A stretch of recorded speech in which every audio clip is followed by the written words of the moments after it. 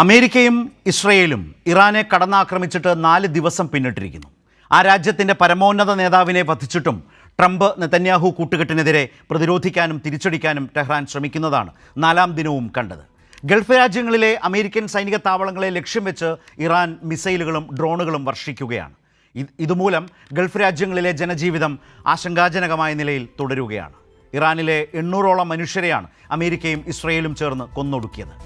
ഐക്യരാഷ്ട്രസഭയെ നോക്കുകുത്തിയാക്കി രാജ്യാന്തര നിയമങ്ങൾക്ക് പുല്ലുവില പോലും കൊടുക്കാതെ പശ്ചിമേഷ്യയെ തകർക്കുകയാണ് ഇവർ ചെയ്യുന്നത്. ലോകരാജ്യങ്ങളിൽ നിന്ന് പ്രതീക്ഷിച്ച പിന്തുണ കിട്ടാത്തതിൽ അസ്വസ്ഥനായ ട്രംപ് ബ്രിട്ടനെ വിമർശിച്ചു.